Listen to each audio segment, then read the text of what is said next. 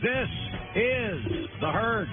Wherever you may be and however you may be listening, live in Los Angeles, iHeartRadio, Fox Sports Radio, and FS1. Joy Taylor is joining me, Blazing 5 in a few minutes. Peter King's joining us in 10 minutes. It is great to have you in today.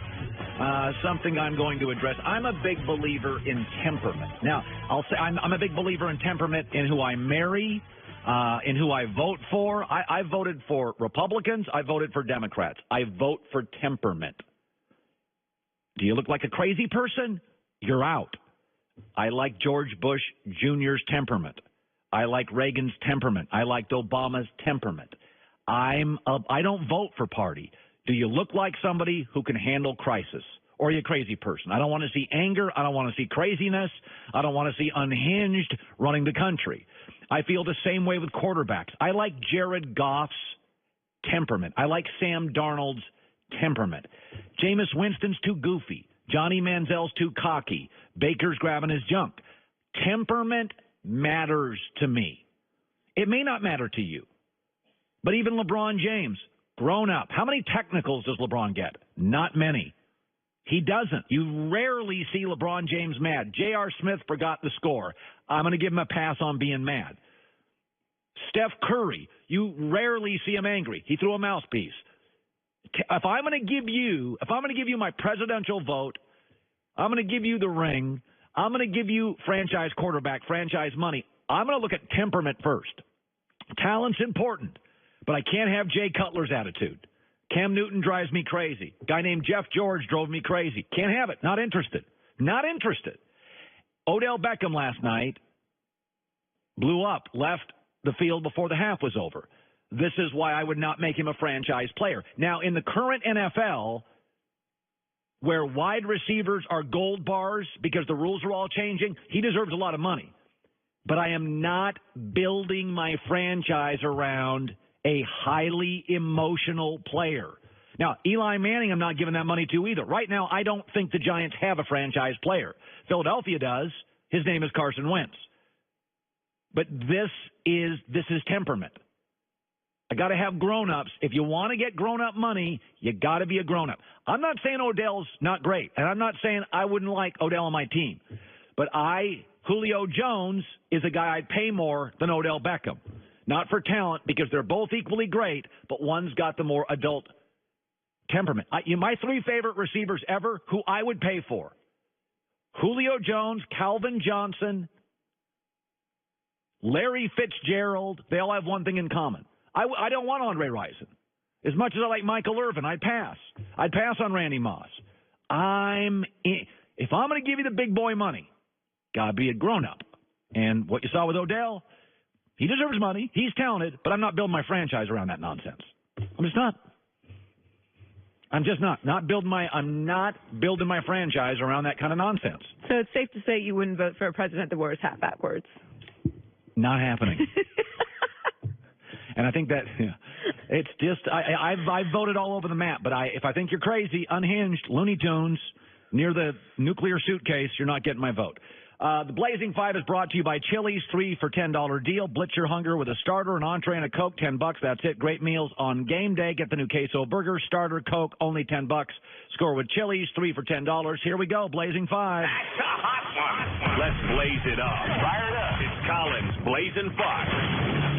Chargers at Browns. Cleveland at home getting a point, +1. I'm going to take Cleveland. We always fall in love with quarterbacks in this league. The story of this team is not about Baker Mayfield. The story is last year, Cleveland was 32nd in takeaways. Now they lead the NFL in takeaways and their rushing game. The Browns have the number 2 rushing offense in the league, almost 145 yards a game. And by the way, the Chargers, 28th in third down defense. They are struggling to get people off the field. The bottom line, Cleveland, young energy, pulls off the upset. I don't trust the Chargers in this spot. I'm going to take Baker, the rushing game, and that defense, and the point to win 27-24. Colts at Jets. Now, the Colts are beat up, but Andrew Luck is having an unbelievable season, despite injuries. to many of his key components on offense. His completion percentage, his passing yards, his touchdown passes per game. All the best of his career. And by the way, the Jets red zone defense, the Jets do two things poorly. When they get into the red zone, they don't get touchdowns, they get field goals.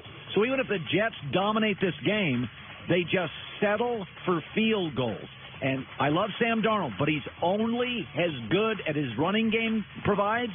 And last week, the Jets' running game was great. The Colts' defensive front seven is wildly underrated. Top 10 in sacks.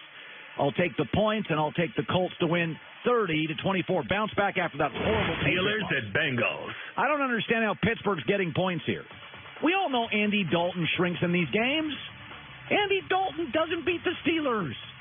Come on. You know the game on this. By the way, the last 5 head-to-head meetings between the Pittsburgh Steelers and the Cincinnati Bengals, Big Ben and Dalton, Big Ben and the Steelers are 5-0, win by a touchdown, 70 more yards, and Dalton shrinks.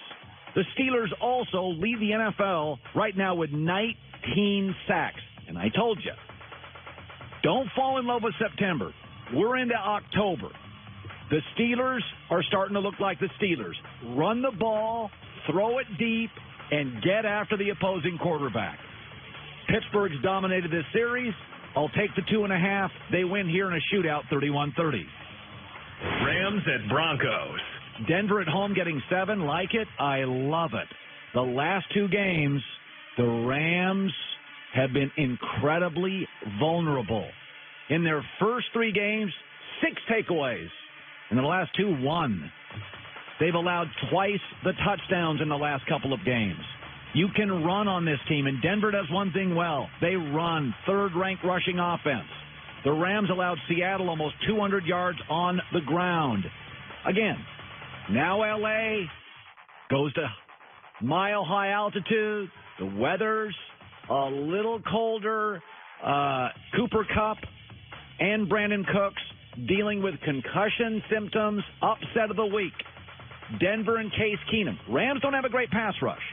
Have time to throw, dominate time of possession, upset the Rams 28-27. Jaguars at Cowboys.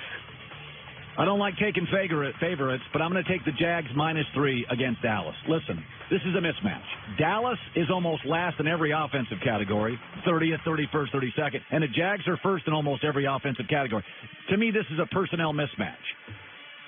The good, the bad, the ugly. I have in elite corners, an elite pass rush against an offensive line for Dallas that's struggling. They don't have perimeter players. They don't have a tight end. Dak Prescott's thrown for 1 or fewer touchdowns in 10 of his last 13 starts and passed for 250 yards or less in 14 of his last 16. This is a struggling offense against a fantastic defense, and the Jags got embarrassed last week. They're going to play with focus, passion, and energy.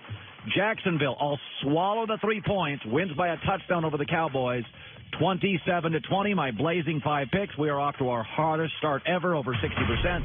Blazing 5 brought to you by Chili's, 3 for $10 deal. Blitz your hunger, starter, entree, and a Coke. Queso burger, starter, Coke, only $10. Score with Chili's, 3 for $10 menu. Good stuff today.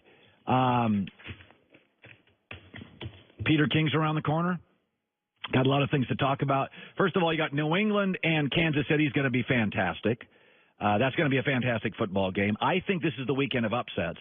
You had that mess last night in New York where it's amazing that Peyton Manning was benched for Brock Osweiler, and Eli Manning had to sit for a Sunday after a 113-yard performance last year. He was just benched for a Sunday, and the city of New York went crazy. And because of their overreaction and their hate for Ben McAdoo, they have freaked out the Giants ownership. They have freaked out the Giants front office. And they're going to keep rolling with Eli Manning. And what I watched last night, they are not close to being a playoff team if you take into account what you and I saw last night in New York. Peter King around the corner in L.A. This is The Herd.